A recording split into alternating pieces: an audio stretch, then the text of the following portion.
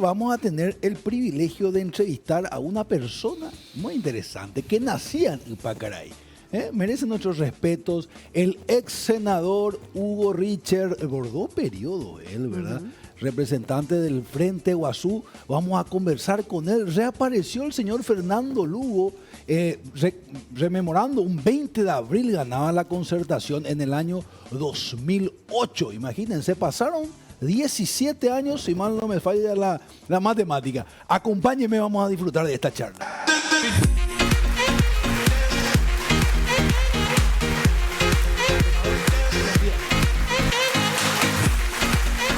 ¿Cómo están, Hugo? Bienvenido. Bien, gracias a ustedes. Gracias por la invitación y bueno, acá para conversar. Qué lindo, qué lindo. 20 de abril del 2008, hace exactamente 2 días. Se cumplieron 17 años, ¿correcto? 17 años de aquel 20 de abril del 2008, en donde en ese momento la Alianza Patriótica para el Cambio obtuvo una victoria importante desde el punto de vista electoral, pero también desde el punto de vista político, ¿verdad? Yo creo que eso creó y generó muchas expectativas y esperanzas en gran parte del pueblo paraguayo. Y esa gestión que duró 3 años, 9 meses y algo. Claro, porque agosto tenía que haber sido 4 años, 10 años realmente. Eso se truncó en el 2012, ¿verdad? Y el gobierno Lugo, con errores, hemos cometido errores. Yo recuerdo que estaba como ministro de Acción Social, pero también hicimos cosas que los gobiernos colorados no hicieron nunca en 60 años, en ese momento, ¿verdad? Porque podemos citar las negociaciones sobre el tema de Itaipú en ese momento, que fue realmente una conquista histórica desde el punto de vista de las negociaciones con el Brasil. El tema de la salud pública gratuita, universal, que empezó. No vamos a decir que ya funcionaba maravillosamente, claro, eso, ¿verdad? Pero empezó ese proceso. Y creo también que por primera vez se instalaron desde el Estado políticas públicas para que sean implementadas por el gobierno. Políticas públicas, políticas sociales. Sí. Creo que fueron logros muy importantes, lastimosamente interrumpidos. Y esa interrupción creo que no solamente truncó el gobierno del cambio en ese momento, sino que también volvimos a lo de siempre. O sea, no pudimos, la oposición incluso ya no pudo desde ese momento rearticularse, no pudo retomar un proyecto nacional hasta ahora y hemos caído en esta crisis importante cuyo resultado más fuerte desde el punto de vista del proceso fueron los resultados de las elecciones del 2023. Totalmente, contundente. A ver, Fernando Lugo, sin duda, yo creo que es admirado por muchos en el Paraguay, incluso por nosotros. Yo soy colorado. Y el colorado original tiene por lo menos lo que le gusta la doctrina y la historia, tiene una fuente unión con la parte agraria, con la parte social. Y creo que Fernando Lugo representó esa mezcla de esa nueva, de una izquierda que de alguna manera, yo me acuerdo, me pongo en esos tiempos, generaba una incertidumbre para los conservadores en Paraguay. Y bueno, uno creía que iban a pasar cosas negativas a verse por la falta de información. Y nos dimos cuenta que eso no sucedió, ¿verdad? Al contrario, fueron años de mucho crecimiento, se generó mucha estabilidad y aparte se generó ese impacto social, ¿verdad? ¿Eso es posible, senador? Por las circunstancias de la economía mundial en ese tiempo, te acordarás de aquella crisis internacional del 2008. Sí. Eso tuvo un efecto rebote que favoreció al Paraguay, ya que hablaste de crecimiento económico. Sí. Nunca más el Paraguay tuvo un crecimiento como tuvo en el 2010. El Paraguay creció 14%. 14%, sí. Una cosa, creo que fue el segundo país en el mundo con esa tasa de crecimiento. Eso también le permitió a Lugo, en correspondencia con lo que dice la Constitución Nacional, una cosa muy olvidada del Estado Social de Derecho, porque así define la Constitución Nacional el Estado paraguayo, permitió una mejor distribución de la riqueza. Acordate que los índices de pobreza y extrema pobreza bajaron de una manera impactante en ese tiempo, ¿verdad? Pero fue gracias a esos años de crecimiento económico. Y lo que decía al inicio, Lugo nunca hizo campaña contra los colorados.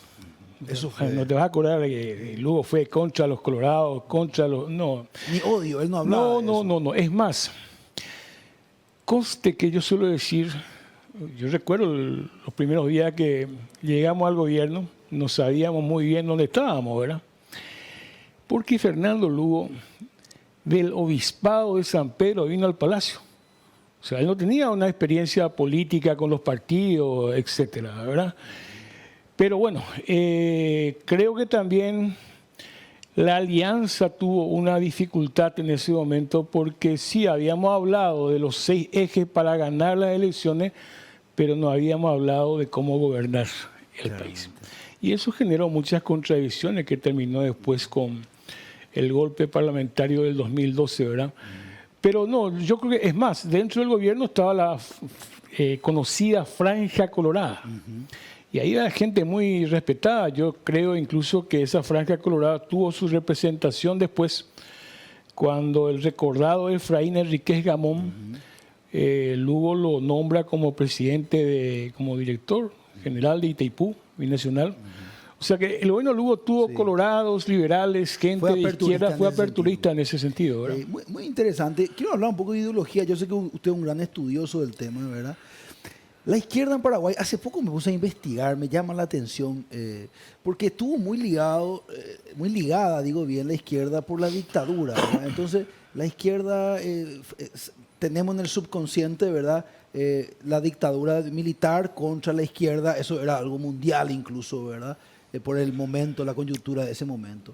Pero la izquierda paraguaya, ¿verdad? Un país donde hubo mucha desigualdad siempre, ¿cómo se configura hoy esa izquierda nacional, si se puede hablar de una izquierda nacional con necesidades de paraguayos, con cultura paraguaya?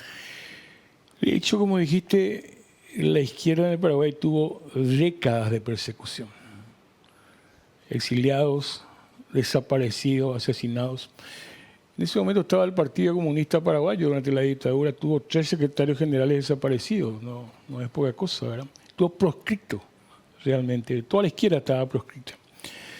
Y se rearticula un poco antes de la caída de la dictadura y empieza a tomar forma en los años 2000, justamente ya cuando Fernando Lugo gana el gobierno. Yo te diría lo siguiente, esta rearticulación del Frente Guazú, después de la derrota del 2023, que nos golpeó políticamente muchísimo, es muy necesaria para el Paraguay. Porque la izquierda, el Frente Guazú, es la pata que hace al contrapeso a 2 partidos políticos muy conservadores que tenemos en nuestro país, el Partido Colorado y el Partido Liberal. Y ese contrapeso fundamentalmente tiene que darse, yo creo que desde el punto de vista social y desde el punto de vista económico. No es posible que un país como el nuestro, que crece 4%, 3%, más o menos esa es la tasa de crecimiento, la media, que crece anualmente y tenga el nivel de desigualdad social que tiene. Paraguay es uno de los países más desiguales, no solamente en la región, sino en el mundo. Paraguay es un país que mantiene una tasa de pobreza del 26% y de extrema pobreza. Los partidos tradicionales, principalmente el Partido Colorado, porque es el partido de gobierno, abandonaron una agenda social en nuestro país. Que originalmente existía. No sé si existía, porque durante la dictadura tampoco existía. Yo diría en todo caso que existía históricamente en los inicios doctrinarios del Partido Colorado. Diría en la década del 20, Ignacio Apane, Blas Garay y toda esa gente, ¿verdad? Novecentistas. Exacto. También en el Partido Liberal había gente muy importante, pero esa agenda social se abandonó. Y yo creo que ahí tenemos un problema que tenemos que discutir. Eso genera mucho daño, claro, esta es una crisis mundial, genera mucho daño en lo que hoy día es la democracia. O sea, hay mucha gente descreída de la democracia. Y descreída de la democracia porque si la democracia no te permite estudiar, no te permite trabajar, no te permite alimentarte, no te permite tener una vivienda. Y bueno, puede ser la democracia o puede ser la dictadura. Hay varios estudios internacionales que señalan que Paraguay está entre los 3 países que añoran gobiernos autoritarios, ¿verdad? En términos de ciudadanos. En términos ciudadanos. Entonces es importante y hay que hacer un gran acuerdo nacional sobre una reforma social estratégica para los próximos 15 años en el Paraguay. Un solo dato. Paraguay, y vos seguro que sabés, hace algunos años tenía el más favorable bono demográfico, no solamente en la región, entre los países del mundo. Estamos perdiendo el bono demográfico. Hace 10 años, una gran mayoría de la población joven del Paraguay, que tenía menos de 26, 27 años, era casi el 44% de la población, 40% de la población. 10 años después, esa persona que tenía 25 años tiene 35. Claro. Esa es una masa de gente joven que los gobiernos colorados abandonaron.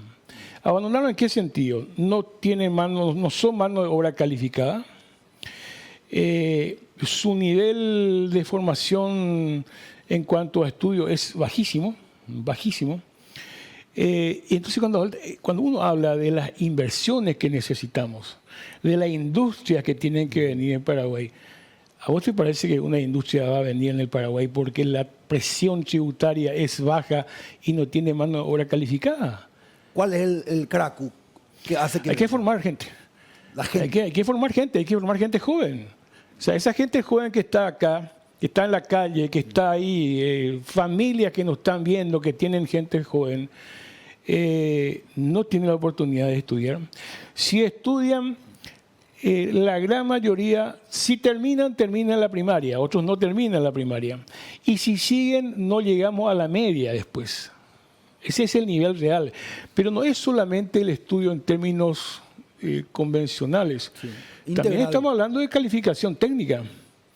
Te repito, vos traes una industria acá y necesitas mano de obra calificada para que trabaje en el proceso de la industria y que ponga en actividad una fábrica. No tenemos nosotros esa mano de obra calificada. Entonces, cuando Santiago Peña recorre el mundo, ¿verdad? Dice, Paraguay tiene la menor presión tributaria de la región, sí, estamos 9%. Es casi un estado fallido ese. Claro. Entonces, ¿y dónde están las inversiones? Pero no es solamente una cuestión del gobierno de Peña, esto viene de hace muchísimo tiempo. La media en la región de la presión tributaria es de aproximadamente 15%, 18% entre Uruguay, Argentina, Brasil, porque ese recurso, dos cosas ahí, te permite la inversión en cuestiones fundamentales que tiene que atender el Estado. Estábamos hablando recién de educación, formación. Estamos hablando de salud pública, estamos hablando de seguridad. Los 3 pilares. Nosotros podemos llenar de efectivos policiales cada cuadra si quieren. Eso no es. Si no tiene empleo. Vos necesitas que la gente trabaje, que la gente estudie. Vos necesitas elevar la calidad de vida de la gente. Si no elevas la calidad de vida de la gente, vamos a tener una sociedad cada vez más desagregada y violenta, ¿verdad? Pero los partidos políticos, hay que reconocer, tampoco debaten a fondo este tema. Tampoco debatimos a fondo este tema. No se escucha mucho de estos debates en el Congreso. Usted que estuvo 10 años ahí. Yo creo que el Congreso también es actualmente la representación de lo que ocurre en la sociedad. La sociedad, creo que hay una crisis de valores. Un solo dato que yo suelo usar. En la época de la dictadura, había grandes referentes en diferentes áreas en el Paraguay, cuyas voces eran escuchadas. Claro. Augusto Roa Bastos, Elio Romero, en la iglesia el Monseñor Rolón, en el periodismo también.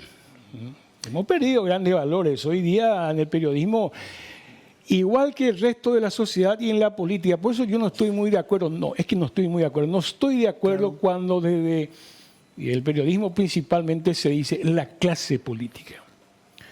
¿Quién se va a querer meter en la clase política? Porque si vos sos no digo que coincida con tu idea, pero si vos sos un político honesto, pero si yo digo la clase política, automáticamente vos también estás metida en la porquería de la clase política, ¿verdad? Coincido con usted. Entonces, si yo digo, los periodistas, estamos hablando en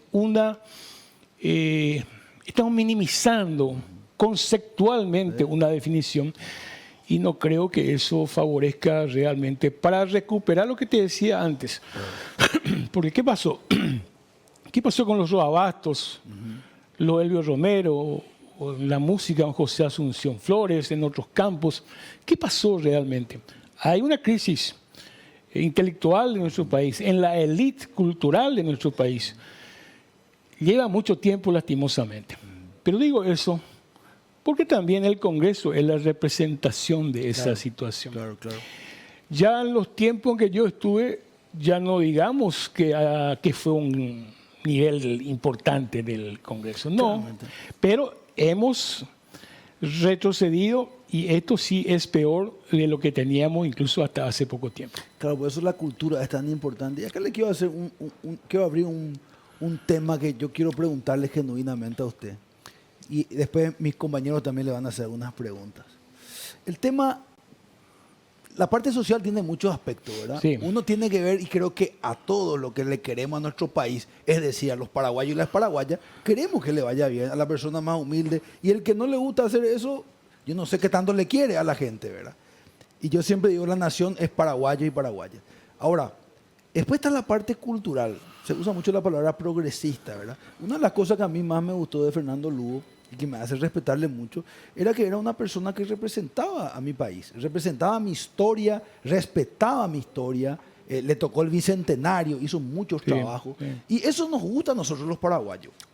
Ahora, ¿cómo está el progresismo cultural que de repente no coincide con los valores conservadores?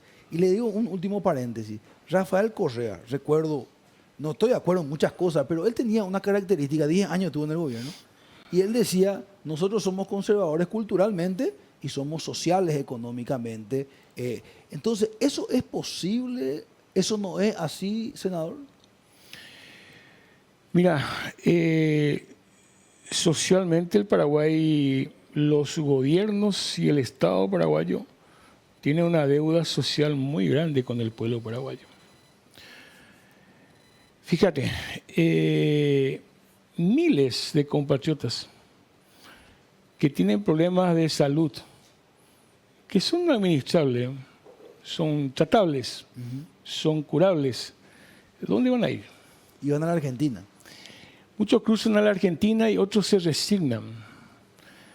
El Estado paraguayo no es, evidentemente, no asume su responsabilidad de una cobertura de salud pública universal, pero finalmente, que esa es la otra parte que tenemos que discutir. ¿De dónde viene el recurso para invertir en salud, en educación, en seguridad? Es de nuestros impuestos. Claro. ¿Dónde queremos que se usen nuestros impuestos? Esa es una cultura que en la ciudadanía no está todavía instalada. Nosotros creemos cuando decimos del Estado y los recursos del Estado que es una plata que está ahí, no es tu impuesto, claro, es mi impuesto. ¿Cómo debatimos cómo queremos que se usen nuestros impuestos? ¿Verdad? Pero yo creo cuando el Estado no da ese tipo de cosas, cuando no hay ofertas laborales interesantes, y ocurre una cosa, las familias desesperadas que tienen hijos e hijas jóvenes que necesitan trabajar y estudiar, ¿a dónde se van a pedir trabajo? A los políticos. Esa es la oferta laboral que hay. Indigna, ¿eh? El sistema. Indigna. Entonces, y el político, porque también tiene que ser político que tenga poder, claro, en el gobierno, en los ministerios, porque si yo cuando estaba en el Congreso pedía algo, no, ya sabía que no. Pero aparte de eso, es una indignidad que ante la necesidad de la gente se construya un sistema de prebendarismo en donde el político construya su poder con la gente desde esa indignidad, ¿verdad? Pero eso es porque también nuestros impuestos se usan de esa manera. Pero en algún momento yo creo que yo tengo la esperanza, como todos los procesos políticos en el mundo, yo tengo la esperanza que esto también va a revertirse. Pero se va a revertir no desde la figura mesiánica de un político. No porque alguien Salema mañana, no. Se va a revertir cuando la sociedad empiece a cambiar. Un desafío grande. Jotita Bernabé, le quiero hacer una pregunta. Con mucho gusto. Señor Richard, un placer. Me sonó algo bastante en la cabeza cuando mencionó que Fernando Lugo había ganado sin atacar ni despotricar contra el Partido Colorado. Yo, al menos en los últimos años, he observado a una oposición, llámese Partido Liberal, Concertación, Patria Querida, Frente Guazú, lo que sea. He observado mucho en esa campaña de únicamente atacar al Partido Colorado, desprestigiar al Partido Colorado, pero muy pocas propuestas de cambio que nacieron de esos partidos. Fíjese usted que hemos tenido una contienda en las últimas elecciones en donde en gran porcentaje como representante de la oposición aparecía Efraín Alegre del PLRA. No pudieron sacar un candidato a flote que pueda verdaderamente combatir al Partido Colorado con pensamientos propios de lanzar propuestas de cambio, alguna planificación para que cambie verdaderamente esto. Y coincido con usted, yo creo que la gente debe cambiar, pero debe cambiar cuando se sienta identificado con una persona que te transmita ese cambio. No sé qué piensa, señor Richard. Primero, tu discurso es casi mi discurso. Okay. ¿Por qué? Yo creo que el cartismo es un problema para la democracia paraguaya, sin ninguna duda. Hoy es el cartismo, pero antes fue otro y antes fue otro, pero el modelo continúa exactamente igual y mañana vendrá otro. Claro que hay que confrontarle al cartismo como representación del Partido Colorado en el gobierno. Pero la sola denuncia y campaña contra el cartismo no lleva a que la ciudadanía se movilice a favor de una propuesta. Al cartismo o a los gobiernos colorados, si queremos el cambio, se lo va a derrotar en la medida, lo que yo le decía a él hace un momento, se lo va a derrotar en la medida en que esa lucha contra los gobiernos colorados y contra el cartismo tenga una agenda social que represente a los diferentes sectores de la ciudadanía. Sin esa agenda social y no le interesa, y acá voy a sacar un ejemplo que es contradictorio lo que voy a decir. Yo creo que la propuesta de Payo Cubas, votaban por él 600.000, sí. 700.000 personas. Casi lo mismo que Efraín. Exacto. Claro que fue una farsa. Yo no tengo ninguna duda de que fue una farsa. Pero ¿cómo hizo campaña? Payo Cubas le convenció a mucha gente de que él estaba luchando contra el sistema. Atiendan bien la definición, contra el sistema. Y mucha gente efectivamente votó contra el sistema, aunque Payo Cubas no haya planteado realmente que él estaba luchando contra el sistema. O sea, lo que quiero decir es que hay una cantidad de gente, de compatriotas, que sí quieren un cambio real en nuestro país. Pero ese cambio se tiene que ver reflejado en lo que estábamos diciendo. La gente necesita salud pública, pero hay que explicar cómo vamos a obtener la salud pública gratuita. Yo recuerdo una vez en Buruyzaroa, cuando Fernando Lugo le llamó al ministro de Hacienda, Dionisio Borda, y le dijo, ¿cuánto cuesta la gratuidad de la salud? Y Borda le dijo, y esto puede decirlo Esperanza Martínez y mucha otra gente, presidente, déme una semana y yo le traigo las propuestas. Y le trajo opción 1, opción 2, opción 3 de cuánto costaba eso. Esa es un debate que no está dada en la oposición, porque todo el discurso se centra en contra de una persona. Nosotros necesitamos resolver cómo realmente vamos a entrar en un proceso de industrialización, porque acuérdense de que gran parte de la población trabajadora fuera del campo, está en las pequeñas y medianas empresas. Es el potencial laboral e industrial del futuro del Paraguay. Entonces, si nosotros no debatimos cómo de nuestros impuestos vamos a respaldar el crecimiento de las pequeñas empresas, de las medianas empresas, 90% de la fuerza de trabajo. 90% de la fuerza de trabajo. Entonces, si no debatimos eso y si solamente centramos el discurso contra una persona que políticamente yo estoy de acuerdo que sí hay que hacer esa denuncia, pero necesitamos ganar a una población que necesita otras cosas. Por eso te decía, lo que me preguntaste es casi el discurso que yo vengo sosteniendo y es mi diferencia con el resto de la oposición. Porque si seguimos exactamente sacando una foto de la oposición, acá todos juntos, sacamos la foto de la unidad, como ocurrió hace poco incluso, estamos repitiendo el mismo error del 2023. Claramente. Ahí hay una pregunta que le quiere hacer Diego Martínez. Yo tengo dos en una. Un gusto siempre escucharlo al ex senador. Hablaste del cartismo, pero ¿cuál es tu opinión sobre el abdismo? Y segundo, lo que viene publicando un grupo de medios de comunicación, ese abdismo que tuvo relación con Matt Orfield, ¿qué opinión te merece? Yo creo que hablé del cartismo porque es el que está en el gobierno actualmente, ¿verdad? Yo creo que no hay ninguna diferencia en cuanto a política de gobierno entre el abdismo y el cartismo. Díganme ustedes cuál es la diferencia. En política, digo. En política de salud, en política de educación, en el prebendarismo, en cuál es la estrategia para combatir el crimen organizado.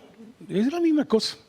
Esa es una disputa política en donde existen grandes grupos económicos en disputa también. Digamos las cosas como son, ¿verdad? Y el abdismo representa una cosa y el cartismo representa otra cosa. Antes, esta no es la primera vez, antes la disputa era Guasmos y Argaña y otras disputas dentro del Partido Colorado. Segundo, a mí no me agrada mucho que ningún país del mundo se entrometa. Yo sí creo en la soberanía, pero no una soberanía nacionalista, chauvinista, no, ese tipo de soberanía no. Pero el tema del embajador, eso me parece un absurdo. Porque ustedes creen que el embajador de cualquier país del mundo va a hacer algo porque se le antoja, no, está cumpliendo las órdenes de su gobierno. Claro. En todo caso, el cartismo lo que no se anima es a denunciar al gobierno de los Estados Unidos y se queda en la denuncia contra el embajador. En todo caso, esa es una política del gobierno de los Estados Unidos, de la administración anterior, que hasta ahora continúa con esta administración. Pero no, es del embajador el problema. ¿O acaso el embajador va a seguir políticas contrarias a su gobierno, más todavía en un país como el de los Estados Unidos, ¿verdad? Eso es inadmisible. Ahora, senador, pero, a ver, para entrar un poco en esa lógica, yo comparto contigo, pero ¿y no te da una interpretación política de que hubo un plan para que en esa injerencia política, porque hay que llamarle por su nombre de senador, que se dio en aquel momento electoral, no fue cualquier momento. Pero él no estaban dice... las internas y se estaban enfrentando Cartes con Marito, se estaban enfrentando otras figuras importantes. Y no sentimos que en ese proyecto, o no sé si proyecto, por lo menos en esa presentación pública del embajador, había una injerencia para respaldar la alternancia y no el Partido Colorado. Te voy a dar dos respuestas sobre eso, a ver si sirve. Primero, no tengo ninguna duda al respecto. ¿De qué? No tengo ninguna duda al respecto. Los gobiernos de los Estados Unidos siempre han sido injerencistas. Siempre. ¿Quién respaldó la dictadura en Paraguay y la otra dictadura? La caída. Por favor, o sea... En Centroamérica lo han hecho mucho. Siempre han puesto su gobierno acá y en los países árabes y en todas partes. Primera, por lo tanto, en esa cuestión de que si ellos están con la teoría de la alternancia y jugaron un papel en la última elección, no tengo ninguna duda. El problema nuestro, sin embargo, es otra cosa también. Nosotros no tenemos un ministerio público y una justicia que en todo caso investigue a fondo y en profundidad y seriamente a aquellas personas a quienes Estados Unidos les acusa.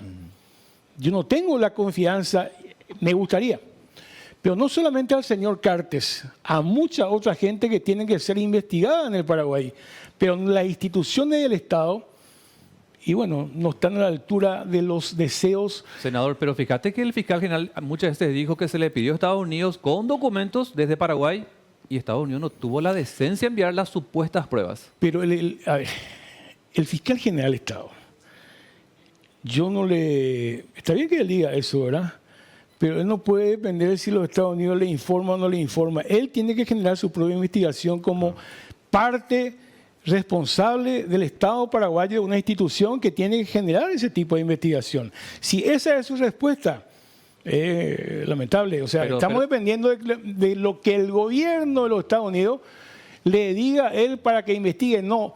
Y no es lo que nosotros podemos hacer Claro, desde acá. pero senador, es que la denuncia vino de Estados Unidos, no vino de Paraguay. Diego, te digo una cosa más, y lo digo con mucho pesar, estoy lamentando, tengo un proceso de indecisión. Yo fui uno de los que más trabajó por la designación de Emiliano Rolón, uno de los que, no el único. Les propusimos nosotros, trabajamos, juntamos los votos, me parece un señor serio, o me parecía o me parece. Vamos a ver eso. Yo creo que a esta altura realmente, y no estoy juzgando su honestidad o de su deshonestidad, no estoy hablando de eso, pero no ha logrado a esta altura transmitir una confianza que le dé una esperanza al pueblo paraguayo en la necesidad que tenemos de investigar profundamente y resguardar al Estado paraguayo y a la ciudadanía paraguaya, resguardar intereses que realmente son peligrosos. Estamos hablando del crimen organizado, estamos hablando de la mafia que está expandiéndose en nuestra sociedad y en el Estado. Yo creo que él no está cumpliendo, no transmite esa tarea. Y te reitero, Diego, está bien que él pida los informes a los Estados Unidos, ok, pero ¿cuál es su investigación local? Él es el jefe del Ministerio Público. ¿Cuál es su investigación local sobre el señor Cartes, sobre el otro y otra gente que necesitamos que se investigue? Claramente. Sobre lo que mencionaba Diego, ¿verdad? Sí, con la injerencia incluso de Estados Unidos, la oposición no pudo capitalizar eso. ¿Cuál es el futuro que va a tener la oposición en los próximos años, verdad? Me preocupa un poco eso porque yo creo que sin una oposición fuerte es mucho más difícil construir el país que todos queremos, ¿verdad? Que yo creo que ese debería ser el balance, el contralor, pero que eso no se está dando y que por eso muchos medios de comunicación están haciendo una suerte de oposición incluso, ¿verdad? Por un lado. Y por otra parte también le quería preguntar, cuando usted habla de este modelo y que hoy día hablaba que es el cartismo, ¿verdad? ¿Cuáles son los componentes de ese modelo que dañan a cómo puede avanzar el país? Voy a empezar por la segunda pregunta, por ahí la primera después. Yo creo que nosotros tenemos un modelo obsoleto para los tiempos que vivimos. Evidentemente, un componente importante del Producto Interno del Paraguay son los agronegocios. Y nadie propone eliminar los agronegocios. Pero los agronegocios los precios dependen del clima, dependen del precio del dólar a nivel internacional, dependemos de factores externos. El petróleo. Y en la medida en que crecemos económicamente, 3 o 4% anualmente, también crece la desigualdad social en el Paraguay. Quiere decir que algo está funcionando mal en el modelo. Si estamos hablando de que el modelo genera pobres y también hay familias que se enriquecen cada vez más, entonces algo está fallando en el modelo. Y ahí te quiero decir una cosa que recién le dije a él. Necesitamos recuperar como Estado republicano y como Estado social de derecho el debate que el Frente Guazú hace mucho que insiste. La igualdad, la equidad tributaria. En este país donde la presión tributaria del 9% es muy fácil sacar la ecuación. La gente pobre o de clase media o un profesional, un abogado, un médico, paga mucho más de impuestos en la acumulación de la gente que tiene grandes recursos económicos. Necesitamos la equidad tributaria de tal manera a que el modelo responda a lo que dice la Constitución Nacional, la inversión para el Estado social de derecho. Ese es el modelo que ha fracasado en nuestro país. Y una cosita ahí. Cuando Lula terminó, creo que su segundo periodo, iba a asumir Dilma Rousseff como presidenta de la República. Y los periodistas le preguntan a Dilma, porque Lula había invertido muchísimo enviando gente de Brasil a estudiar en las mejores universidades de Europa, de los Estados Unidos. Estamos hablando de miles.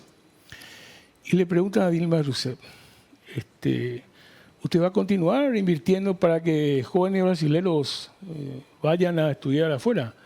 Y le dice ella, claro, le dice, porque el conocimiento está afuera. Necesitamos el conocimiento para cambiar el modelo. De tal manera que volvamos entonces a un país que se oriente a una producción industrial, básicamente, de tal manera a elevar el Producto Interno Bruto, porque si nos elevamos el Producto Interno Bruto, podemos decir muchas otras cosas, pero no lo vamos a lograr, elevar el Producto Interno Bruto de tal manera a lograr una mejor distribución de la riqueza. Este modelo no produce eso. Entonces, este modelo, pero la oposición, ahí voy a tu primera pregunta, la oposición hay que hacer una autocrítica y hay que decirlo, no discute eso, no debate eso y termina pareciéndose demasiado al Partido Colorado y a los gobiernos colorados. Y si vos te pareces al gobierno colorado y al Partido Colorado y sos oposición, y la gente que va a votar dice, pero esta es la misma cosa. Me quedo con lo que ya conozco bien. Me quedo con lo que ya conozco. Claramente, bueno, qué interesante lo que decía el senador. La verdad que es un lujo hablar con usted. Tenemos que ir cerrando la charla. Hace poco me ponía a investigar, intentando, ¿verdad?, encontrar alguna respuesta de por qué los paraguayos somos tan pragmáticos, ¿verdad? ¿Por qué somos tan conservadores? Y una de las hipótesis, ¿verdad?, no es todavía una tesis, es que al ser un país bastante agrario, principalmente en el pasado, éramos muy prácticos, ¿verdad? No teníamos mucha ideología al no industrializarnos, ¿verdad? A partir de ahí, a mí particularmente me gusta mucho la historia paraguaya. Y uno si va al pasado de gloria del país, los mejores momentos, hay una gran dosis social. Uno no puede negar las estancias de la Patria, como eran los gobiernos de Francia, de López. El que estudia un poco la historia va a encontrarse con eso. Ahora, ojalá se pueda encontrar el pragmatismo de agarrar ciertas cosas ideológicas de cada extremo, ¿verdad?, y encontrar el mejor modelo, ¿verdad? Creo que estamos en una época donde las ideologías extremas ya no están muy vigentes. No sé si coincide conmigo y me encantaría una conclusión final suya. Si yo fuera, estamos hablando de una hipótesis, presidente de la República, yo soy, sí, de pensamiento socialista, pero yo entiendo claramente que en el Paraguay en este momento mi pensamiento para que sea viable tiene que estar dadas las condiciones en el país para que ocurra eso. De lo contrario, no pasa nada. Necesitamos un gran acuerdo nacional para el Paraguay de los próximos 15 años. Creo que hay 6 o 7 cosas en donde colorados, liberales, socialistas y otros sectores, empresarios, trabajadores sindicales, campesinos, tenemos que ponernos de acuerdo. El Paraguay necesita una transformación. Y vuelvo ahí a la pregunta de Claudia, por eso decía el modelo está agotado. Pero esa transformación no se da de la noche a la mañana. Esa transformación lo vamos a hacer en 7 años, 8 años, y los resultados los vamos a tener en 15, 20 años. Pero ese es un camino que tenemos que transitar. Y hay una obligación, yo creo que termino acá, no solamente política. Creo que hay una obligación moral de que realmente nos pongamos de acuerdo sobre 6, 7 puntos y el resto seguiremos discutiendo. Me gusta mucho. Senador, le respeto mucho. Respeto su trayectoria, sus ideas. Gracias por estar acá. Gracias a ustedes. Muchas gracias. Estuvo con nosotros el ex senador Hugo Richter compartiendo sus pensamientos con nosotros. Vamos a una breve pausa. En instantes seguimos con más.